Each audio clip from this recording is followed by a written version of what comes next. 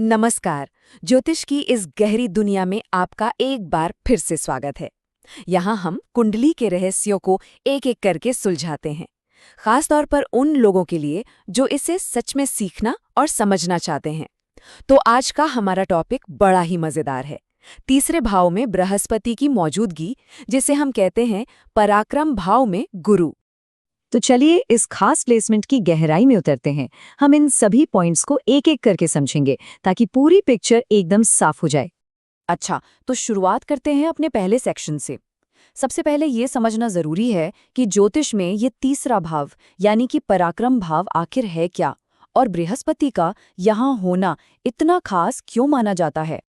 देखिए, ज्योतिष में जो तीसरा घर है ना, वो कई बड़ी ही अहम चीजों का सेंटर है, जैसे कि हमारा साहस, हम कैसे बात करते हैं, हमारी कोशिशें, हमारे अंदर का हुनर और हमारे छोटे भाई बहनों से हमारे रिश्ते। अब जरा सोचिए, जब ज्ञान और विस्तार का ग्रह बृहस्पति इस घर में आके बैठता है तो इन सब चीजों पर कितना गहरा और पॉजिटिव असर पड़ता होगा। तो अब अपने अगले सेक्शन में हम बृहस्पति और तीसरे भाव दोनों को जरा अलग अलग करके समझेंगे, क्योंकि जब हम इन दोनों की एनर्जी को ठीक से समझ लेंगे तभी तो इनके मिलने से जो असर होता है उसे बेहतर जान पाएंगे। वैदिक ज्योतिष में बृहस्पति को ज्ञान, धर्म, मार्गदर्शन, आध्यात्मिक ग्रोथ, विस्तार और समृद्धि का कारक माना गया है। बृहस्पति को सबसे बड़ा शुभ ग्रह भी कहते हैं, जो जहां भी होता है वहां तरक्की और मौके लेकर आता है। और तीसरा भाव, ये घर है साहस का, पहल करने का, हमारी कम्युनिकेशन स्किल्स का, चाहे वो लिखना हो या बोलना। ये छोटे भाई बहनों, छोटी मोटी यात्राओं, हमारे टैलेंट और हमारे पक्के इरादों को भी दिखाता है। इसीलिए इसे अक्सर प्रयास और साहस का घर कहा जाता है। तो यहाँ एक तरफ है बृहस्पति का विशाल ज्ञान और दूसरी तरफ है तीसरे भाव का साहस और एक्शन। जब ये दोनों मिल जाते हैं तो एक बहुत ही पावरफुल और अनोखा कॉम्बिनेशन बनता है। तो सवाल ये है कि जब ज्ञान और साहस की ये दो ताकतें एक साथ आ जाएं तो इसका नतीजा क्या होता है। चलिए अब इसके जो पॉजिटिव असर हैं उन पर एक नज़र डालते हैं। जब गुरु तीसरे घर में हो तो इंसान के अंदर एक तरह का बौद्धिक साहस आ जाता है। वो अपने विचारों को पूरे आत्मविश्वास के साथ रखवाता है। मुश्किलों को लेकर भी उसका नज़रिया बहुत पॉजिटिव और उम्मीद भरा होता है। ऐसे लोग अक्सर अपनी लगातार कोशिशों और सही स्ट्रैटेजी से कामयाब होते हैं। यही इस प्लेसमेंट का निचोड़ है, आप कह सकते हैं। ऐसे लोग बिना सोचे समझे जल्दबाजी में कोई काम नहीं करते, बल्कि अपने ज्ञान के आधार पर सोच समझकर ही कोई कदम उठाते हैं। ये प्लेसमेंट इंसान को कमाल के कम्युनिकेशन स्किल्स दे सकता है, जैसे कि पढ़ाना, लिखना, पब्लिक में बोलना, सलाह देना या फिर लोगों को मोटिवेट करना। तीसरे घर में बृहस्पति वाले लोगों की बातचीत में अक्सर एक गहराई, एक समझदारी और प्रेरणा होती है। मतलब उनकी बातों में दूसरों के लिए कोई न कोई मार्गदर्शन छुपा होता है। चलिए अब आगे बढ़ते हैं और देखते हैं कि ये प्लेसमेंट हमारे प्रैक्टिकल स्किल्स और परिवार, खासकर भाई बहनों के साथ हमारे रिश्तों पर कैसे असर डालता है। ये स्थिति अक्सर छोटे भाई बहनों के साथ एक बहुत ही सपोर्टिव रिश्ते की तरफ इशारा करती है।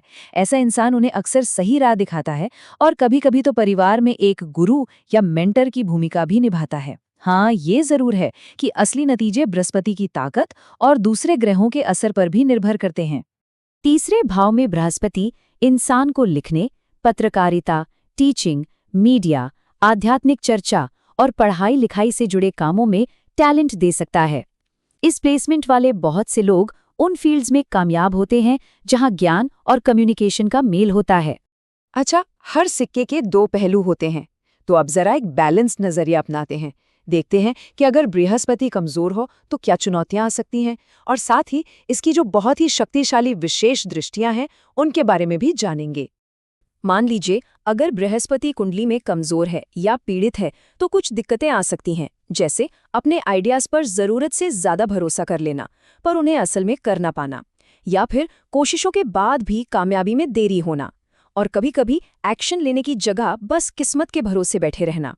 इसीलिए डिसिप्लिन रहकर कोशिश करते रहना बहुत जरूरी हो जाता है। तीसरे घर से बृहस्पति की कुछ खास दृष्टियां भी होती हैं। ये सातवें घर को देखता है जो शादी और पार्टनरशिप का है। ये नौवें घर को देखता है जो भाग्य, धर्म और उच्च शिक्षा का है। और ये 11वें घर को भी देखता है जो लाभ, नेटवर्क और उपलब्धियों का घर है। तो इसका मतलब ये है कि बृहस्पति की ये दृष्टियां रिश्तों, भाग्य और सोशल कनेक्शंस में भी फायदा पहुंचा सकती हैं। मतलब इस प्लेसमेंट का पॉजिटिव असर सिर्फ कम्युनिकेशन और साहस तक ही सीमित नहीं है, बल्कि ये उससे कहीं ज्यादा है। तो चलिए, अब तक हमने जो कुछ भी जाना समझा है उसे एक साथ जोड़कर एक फाइनल तस्वीर बनाते हैं। सीधे शब्दों में कहें तो तीसरे घर में बृहस्पति एक ऐसा योग है जो ज्ञान को साहस और कम्युनिकेशन के साथ मिला देता है। ये अक्सर ऐसे लोगों को बनाता है जो बहुत ज्ञानी कम्युनिकेटर होते हैं, अच्छे मोटिवेटर और टीचर होते हैं, हिम्मत से सोचने वाले होते हैं और बेहतरीन लेखक या वक्ता होते हैं। जब बृहस्पति मजबूत होता है तो ये योग इंसान को अपनी बातचीत और अपनी मेहनत के जरिए ज्ञान और समझ को दुनिया में फैलाने में मदद करता है।